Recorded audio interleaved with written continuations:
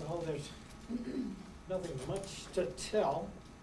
Both my wife and I were quite excited expecting Alice, that is Miss Manning here, to visit us from Chicago. I was to wait until she called me at the office. And were you there all morning? Yes, until Miss Manning's train arrived, and we came right out here. I had written Mrs. Brooks to tell her that I would call Jim at the office as soon as I arrived. The train was an hour late. Maybe if it had been here earlier, it may have prevented this.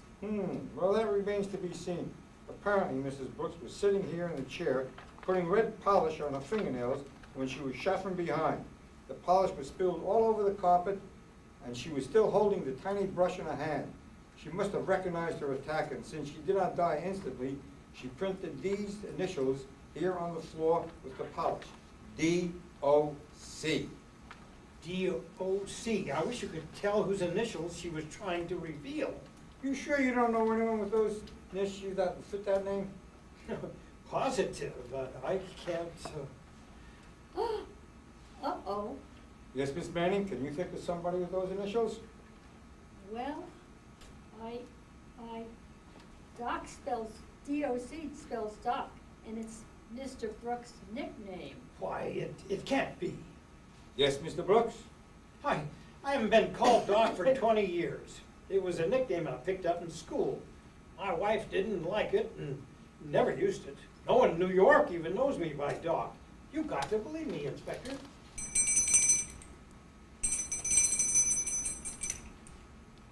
It's the truth. We'll see. Just a minute.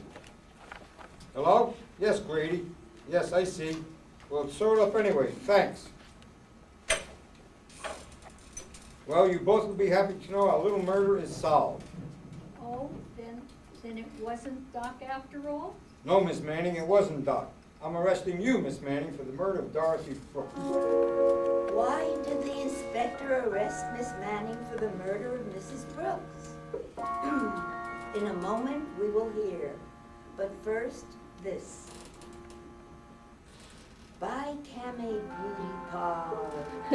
Available at your local grocery and drugstore.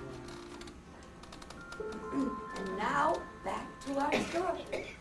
How dare you arrest me? I was still on the train. Your train wasn't late, Miss Manning. That phone call just verified the fact. You came out here, murdered Mrs. Brooks, returned to the station, and called Mr. Brooks to pick you up. That wasn't what really gave you away, although, Miss Manning, too bad you didn't know Mr. Brooks was no longer called Doc when you printed those letters on a carpet. The next time you leave a name on it as a clue to throw suspicion, you better get the name right. But of course, there won't be a next time, will there, Miss Manning? Join us again next time for another chance to solve a 5-minute mystery.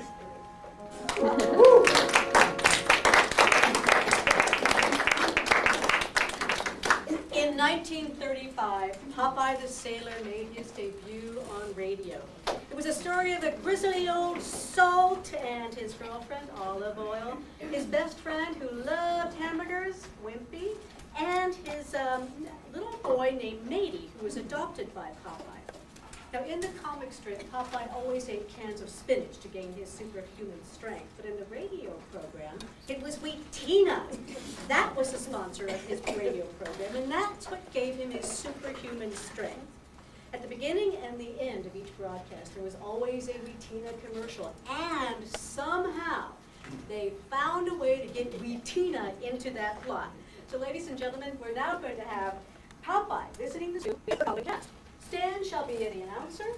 Music and special effects by Joanna and Evelyn. Popeye shall be played by Morris.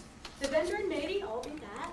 And Olive Oil shall be played by Sandra. Wimpy is by Agnes. And Stan shall be the man. All hands on deck. Here's Popeye. I'm Popeye the Sailor Man. I'm Popeye the Sailor Man. I am. I'm Popeye the Sailor Man. Wheatina's his diet, he asked you to try it with Popeye the Sailor Man. It seems all the boys want to be football players, and they're eating Popeye's favorite cereal because it makes muscles. Tell your mother you want the delicious Wheatina tomorrow. Miss Peanuts and Popcorn, we find Popeye, Wimpy, Olive, and Matey visiting at the zoo. All hands are having one grand and glorious time. They just walked up to the camel's cage.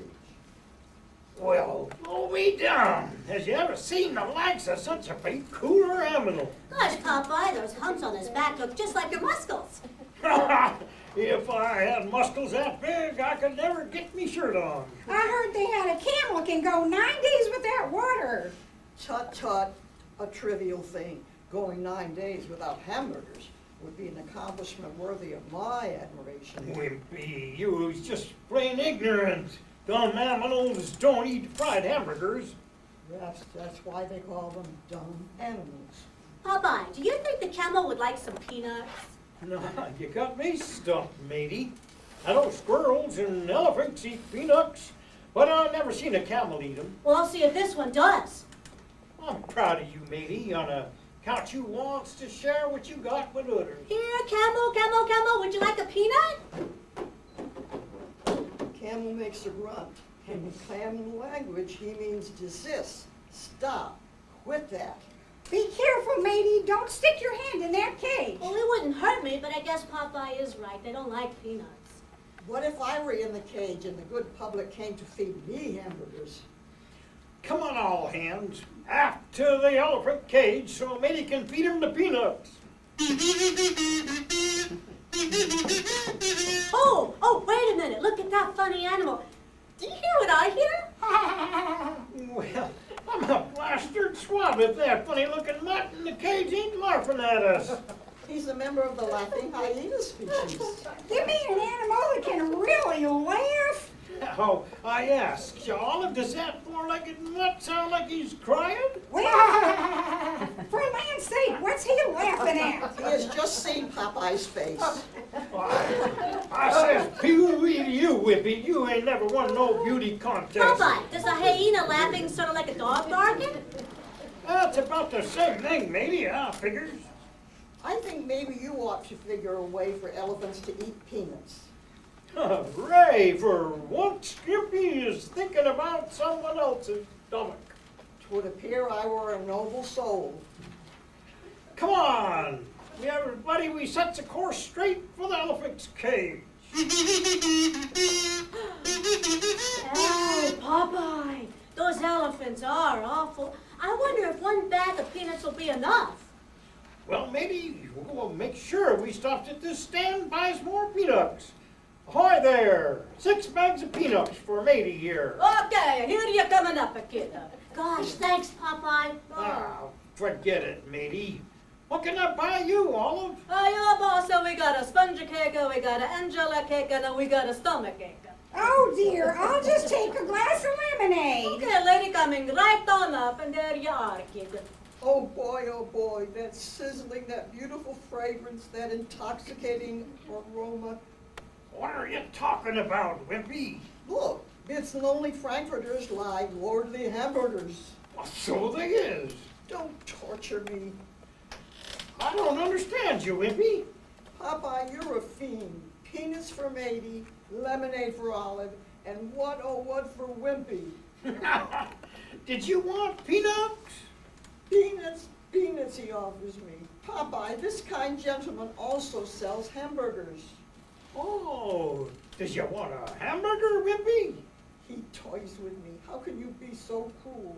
I'm craving for those delicious hamburgers. Has me faint. There, you like to have a hamburger sport. So, this is a plot to rob me of my sanity. Papa, I think Wimpy does really want a hamburger. Maybe. I have me suspicions that what's what he's trying to tell us.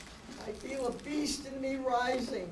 Oh, why don't you try a glass of this lemonade, Wimpy? It's delicious. Demons, all of you. All right. Hey, mister, see if Wimpy will eat a hamburger. Okay, boss, coming right on up. I'm trembling with anticipated agony. And here you go, sport. 1,000 thanks, royal purveyor of heavenly delectables. Oh, glorious hamburger. Only J. Wellington Wimpy can appreciate your scrumptious vitamins. Holy check. Wimpy ate that hamburger fast. A pity that such hamburger were not twins, perchance quintuplets. Now here's your money, mister. Ah, how do you like that? Thanks a bunch.